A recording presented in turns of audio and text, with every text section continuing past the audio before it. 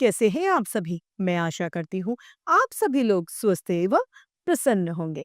आज हम हमारा पाठ समय को पढ़ेंगे और समझेंगे। हमें सदैव ही समय की कीमत को समझना चाहिए। समय अनमोल है।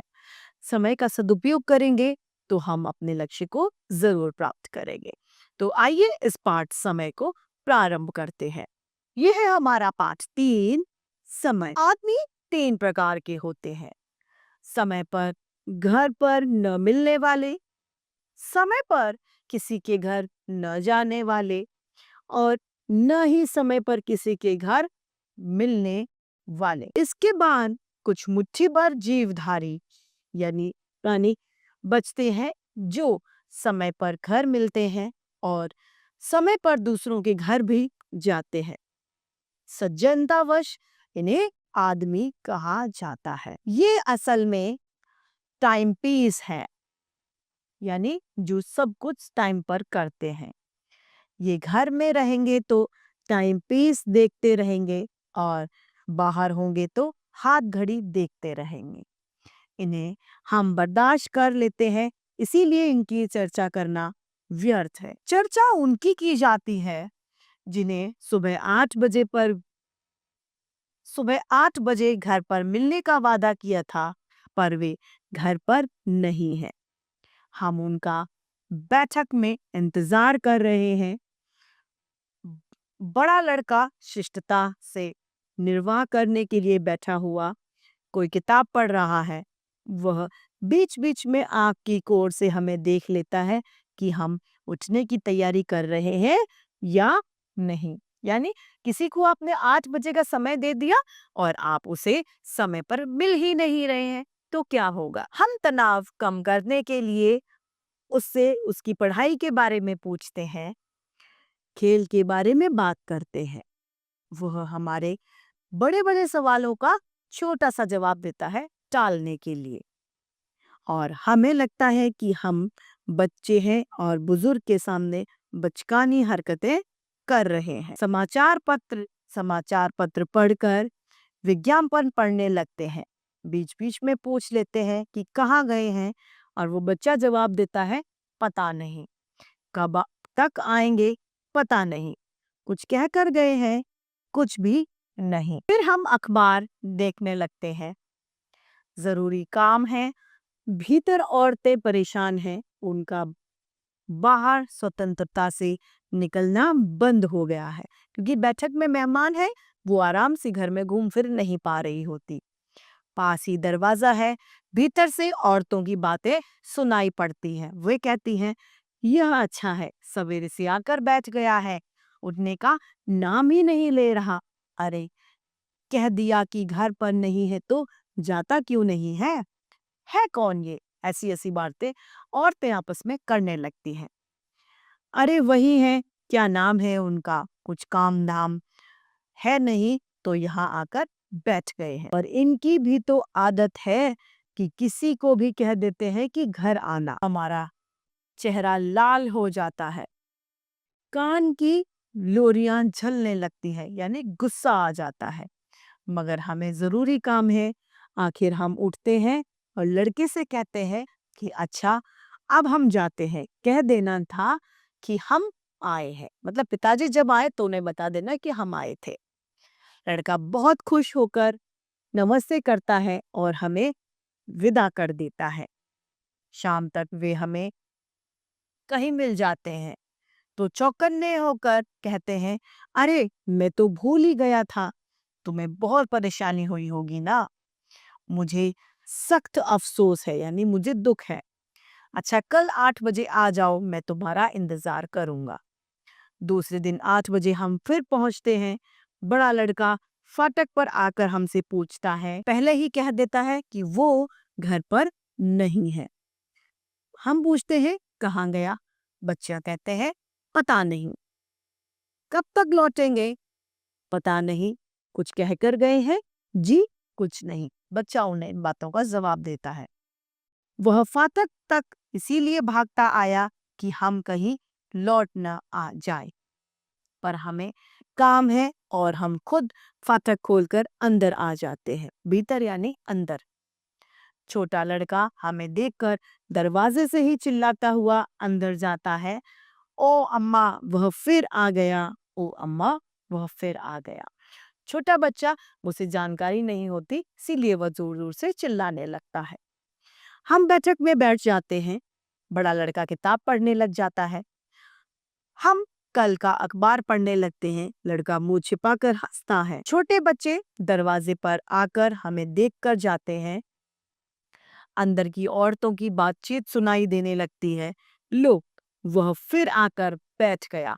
अंदर से औरतें ये बातें करती हैं। बड़ा मट्ठर आदमी है, कह दिया कि आदमी घर पर नहीं है तो जाकर अपना काम धाम क्यों नहीं करता। कुछ काम धाम हो तो देखो।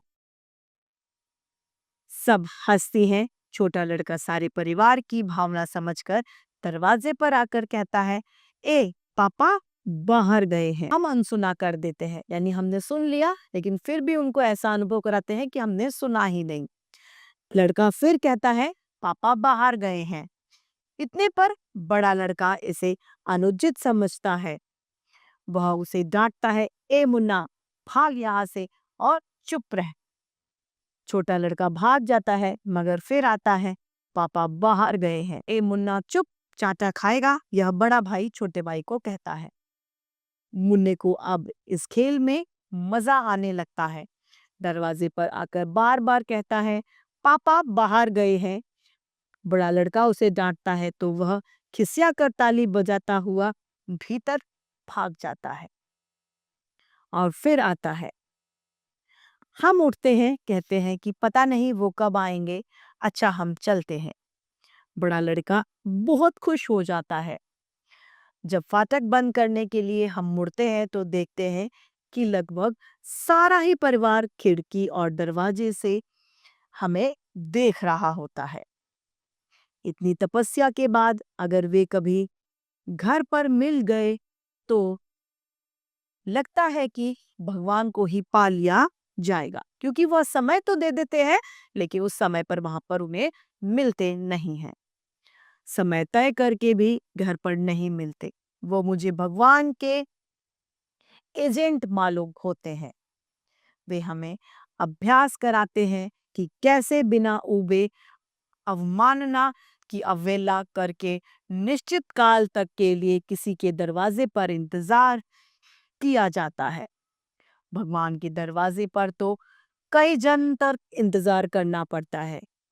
अगर इधर कुछ अभ्यास हो जाए तो उधर आसानी ही रहेगी। दूसरी बात यह है कि इंतजार से प्रेम बढ़ता है। हर क्षण मन में वही रहता है और आंखें फाटक पर ही बिछी रहती हैं। प्रेम का ज्ञान इसी बात से होता है कि कौन आपका कितनी देर से इंतजार कर रहा है। मेरे दोस्त हैं, उनमें से उनसे मैं मिलने का समय तय कर लेता हूँ, पर उस वक्त हरगिज उनके घर पर नहीं जाता। यह निश्चित है कि वे घर पर नहीं होंगे। समय की पाबंदी के लिए जितनी सावधानी चाहिए उससे कम कभी समय न मिलने के लिए चाहिए। मैं उनके घर पर ऐसे वक्त जाता हूँ जब उनके मिलने के लिए संभावना नहीं है और वे वहां पर मिल जाते हैं। वे किसी कमेटी के सदस्य हैं जिसकी बैठक में उन्हें होना चाहिए, मगर उस वक्त वो घर पर ही मिल जाएंगे। जब मेरा उनसे नया परिचय हुआ था तो कुछ औपचारिकताएं बाकी रह गई थी। तब उन्होंने मुझे दूसरे दिन 11 बजे खाने के लिए बुलाया। मैं ठीक 11 बजे पहुंच गया। मालूम हुआ कि वो घर पर ही नहीं है। आते ही होंगे, यह सोचकर मैं बैठ जाता हूँ। 12 बज गए तो मैंने लड़के से पूछे, कहाँ गए हैं? उसने कहा, कुछ पता नहीं है। मैंने कहा, कब आएंगे, कुछ बताकर कहे गए हैं? तो कहते हैं, कुछ नहीं। मैं बैठा रहा। जब 1 बज गया तो लड़के ने कहा, आपको कुछ जरूरी काम होगा। मैं उसे कैसे बताता कि क्या काम है? मैं अलबत्ता इतना समझ गया था कि परिवार में मेरे लिए भोजन का कोई भी प्रबंध नहीं है। मैं थोड़ी देर और बैठकर उठ गया। शाम को मुझे मालूम हुआ कि जब मैं उनके घर बैठा था, तब वे खुद दूसरे के घर पर भोजन कर रहे थे। मुझे मिले तो बहुत दुखी हुए। कहने लगे, अरे बड़ी गलती हो गई, मैं भूल ही गया था, फला के यहाँ बैठा था, उन्होंने बहुत जोर दिया तो मैंने वही खाना खा लिया। अच्छा, अब कल जरूर आओ। कई सालों के उसके साथ के अनुभव से मैंने सावधानी की दीवार अपने आसपास खड़ी कर ली थी, क्योंकि बार बार वो इसी तरीके से व्यवहार करते थे, अतः वो चौकन्ना हो गया था। वे जिस वक्त घर पर मिलने का वादा करते थे, उस वक्त मैं कभी जाता ही नहीं था। जब वे मेरे घर आने की बात तय करते, तब मैं बेखच के बाहर घूमता। मुझे विश्वास था कि वो उस वक्त आएंगे ही नहीं। उन्होंने शाम को 7 बजे आने को कहा, तो मैं सुबह 8 बजे तक भी आ सकते हैं। वे घर से इधर आने के लिए ही निकले, पर रास्ते में जो मिल जाए उसी के वे हो जाते हैं। उससे बातें करने लगेंगे, उसके घर चले जाएंगे, वहां खाना खा लेंगे, और तब उन्हें याद आएगा कि किसी से मिलने का वक्त भी हमने तय किया था। वे हड़बड़ाकर भागेंगे, पर रास्ते में कोई भी मिल गया तो उसके साथ हो जाते हैं। लेकिन कई सालों के बाद मेरी सावधानी की दीवार टूट जाती है। हमारे एक मित्र का तबादला यानी ट्रांसफर हो गया। मित्र से उनके भी अच्छे संबंध थे। मिले तो वो भावुक हो उठे, अरे अब न जाने कब मिलना होगा, इतनी दूर चले जाओगे, कब जा रहे हो? मित्र ने तारीख बता दी। वो बोलते हैं, कल शाम को हमारे साथ भोजन करने आओ, तुम और परसाई दोनों आ जाना। देखो, भूलना मत, मैं राह देखूंगा, यानी मैं इंतजार करूंगा। मेरे मन में खटका तो हुआ, यानी मैं एक बार चौकन्ना तो हुआ, लेकिन भावुकता और आत्मीयता के सामने मैं भी गाफिल हो गया, यानी भूल गया। दूसरे दिन शाम को हम उसके घर पहुंच जाते हैं। वो घर पर नहीं था। हम दोनों अब सचेत हो गए। मित्र ने कहा, यार, उन्होंने जानते हुए भी तुमने कल हाँ कह दी थी। मैंने कहा, निमंत्रण तो तुम्हारा था, मैं बाधक क्यों बनता? उन्होंने कहा, लेकिन हम आ क्यों गए? हाँ कह देते पर आते नहीं। मैंने कहा, पर उन्होंने भोजन का प्रबंध करवा लिया हो तो फिर न आना कितना बुरा होता। उसने कहा, कहाँ प्रबंध कराया होगा यार, लड़के ने, लड़के से पूछ लो ना। मैंने लड़के से पूछा, क्यों, वे कुछ कहकर गए हैं? वह बोलता है, जी नहीं, वो तो कुछ कहकर नहीं गए हैं। हमने एक दूसरे की ओर देखा और उठ खड़े होते हैं, यानी उठ जाते हैं। रास्ते में किसी ने बताया कि वे अमुक जगह बैठे हैं। हम वहां पहुंचे। इसके पहले कि वे उनसे शिकायत करूं, वो उस मित्र से बोले, तो कब जा रहे हो? देखो भाई, जाने से पहले हमारे साथ भोजन जरूर करना। बोलो कब आ रहे हो? कल शाम को ही आ जाओ। वे इस तरह बोले जैसे उन्हें तबादले का समाचार अभी मिला है। अब हम पूरी तरह रक्षा के लिए तैयार थे। मित्र ने कहा, आजकल मेरा बिल्कुल अनिश्चित है, इसीलिए समय तय करना ठीक नहीं होगा। मैं किसी भी दिन आ जाऊंगा। वो बोला, हाँ हाँ, कभी भी आ जाओ, तुम्हारा ही तो घर है और मैं हमेशा घर पर ही रहता हूँ। ऐसे लोगों की निंदा भी होती है कि वे समय पर कोई ध्यान नहीं रखते और अपना तथा दूसरों का समय खराब करते हैं। पर मेरा मत दूसरा है, यानी मेरा विचार दूसरा है। ऐसे लोग ज्ञानी हैं। वे जानते हैं कि काम अनंत है और आत्मा अमर है। जल्दी वे करें और समय का ध्यान वे रखें जिनकी उम्र 50 वर्ष होती है। हमारी उम्र तो करोड़ों साल है, क्योंकि आत्मा कभी मरती ही नहीं है। जो काम इस जन्म में पूरे नहीं हुए, उन्हें अगले जन्म में पूरे कर लेंगे या उसके बाद वाले जन्मों में। इस बार आत्मा ने मनुष्य का चोला लिया है तो अगली बार मेंढक का चोला भी ले सकती है। तब मेंढक के रूप में हम अपने पूरे काम कर लेंगे जो आदमी के रूप में नहीं कर पाए। जल्दी क्या है? इस पाठ के रचयिता हैं हरिशंकर परसाई। इस पाठ से हमें सीख मिलती है कि हमें समय का पाबंद होना चाहिए, समय की कद्र करनी चाहिए। आइए इस पाठ के शब्दार्थ को हम देखते हैं। जीवधारी यानी सजीव प्राणी, शिष्टता यानी आदर से, बचकानी यानी बच्चों जैसी, अफसोस अर्थात दुख। अब है अभ्यास कार्य मौखिक। निम्नलिखित प्रश्नों के उत्तर मौखिक दीजिए। क, लेखक के अनुसार टाइम पीस लोग कैसे होते हैं? जो समय पर कहीं जाते हैं, समय के पाबंद होते हैं, वे लोग टाइम पीस होते हैं। इंतजार से प्रेम कैसे बढ़ता है? क्योंकि यदि हम किसी की प्रतीक्षा कर रहे हैं तो हम उसे समय देते हैं जो अमूल्य है। समय पे हम उसकी तरफ देखते रहते हैं कि वो कब आएगा।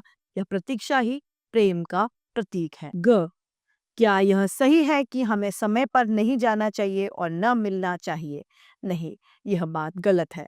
यदि हमने किसी को समय दिया है तो हमें समय पर ही मिलना चाहिए। घ, किसने अपने दोस्त के विषय में अनुमान लगाया? लेखक ने अपने दोस्त के विषय में अनुमान लगाया। इस पाठ के लेखक कौन है? श्री हरिशंकर परसाई। अब है लिखित अभ्यास। प्रश्न क, लेखक के अनुसार 3 प्रकार के आदमी कौन है? लेखक के अनुसार 3 प्रकार के आदमी होते हैं। पहला वह जो समय पर नहीं मिलता, दूसरा जो समय पर कहता है पर वह आता नहीं, तीसरा जो समय पर किसी को घर बुला लेता है लेकिन वह घर पर नहीं मिलते।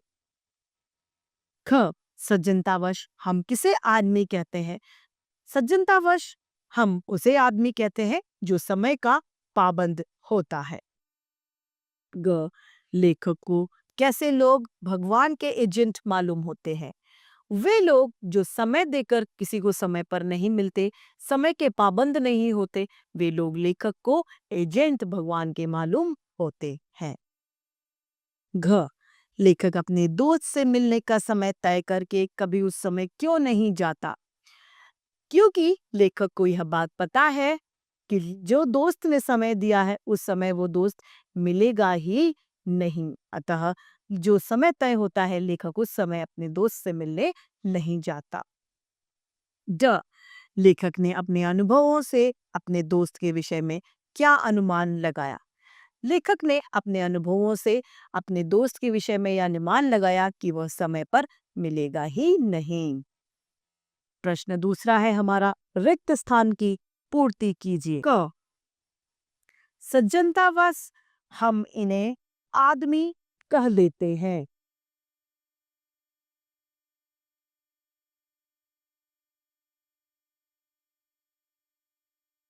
प, ये आपस में मित्र हैं।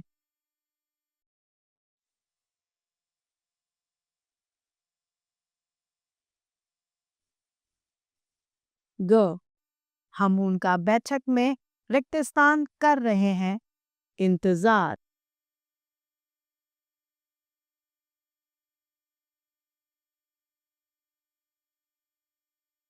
घ, लड़का मुंह छिपाकर हंसता है।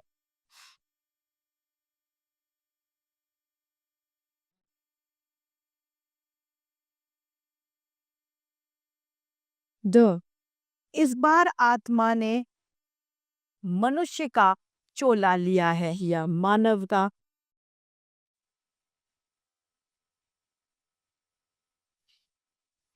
प्रश्न तीसरा है, निम्नलिखित पंक्तियों की व्याख्या कीजिए।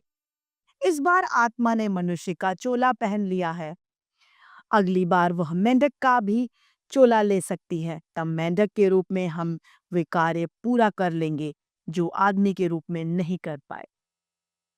इन पंक्तियों से यह लेखक यह कहना चाहता है कि हमें ईश्वर ने इतना सुंदर मनुष्य रूपी एक जीवन देकर उपहार दिया है। हमें इस जीवन में जो कार्य करने हैं वह समय रहते करने चाहिए। समय बहुत कम होता है, भविष्य अनिश्चित है, भविष्य में दुर्घटनाएं कुछ भी हो सकती हैं, अतः हमें समय का ध्यान रखते हुए समय का पाबंद बनना चाहिए तथा सभी कार्य समय पर करना चाहिए। अब है हमारे बहुविकल्पीय प्रश्न, जिसमें हमें सही विकल्प पर सही का चिन्ह लगाना है। पहला, लेखक के अनुसार आदमी कितने प्रकार के होते हैं? 5, 3, 8 या इनमें से कोई नहीं। आदमी 3 प्रकार के होते हैं। इस 5 के लेखक का नाम क्या है? रामधारी सिंह दिनकर, सुदर्शन, हरिशंकर प्रसाद या कोई नहीं, हरिशंकर परसाई। तीसरा, लेखक ने इस पाठ में किसका महत्व दर्शाया है? सत्य का, समय का, धर्म का या कोई नहीं, समय का। चौथा, कैसे लोगों की निंदा होती है? जो समय का ध्यान नहीं देते, जो लड़ाकू होते हैं, जो मेहनती होते हैं, जो समय का ध्यान नहीं देते। पांचवा, आत्मा ने किसका चोला लिया है? मनुष्य का, पक्षियों का, जानवरों का या कोई नहीं, मनुष्य का। तो इस तरीके से हमारा यह पाठ समय समाप्त होता है। मैं आशा करती हूँ आप सभी लोगों को यह पाठ भली भांति रूप से समझ में आया होगा। आज के लिए इतना ही, फिर मिलते हैं। धन्यवाद।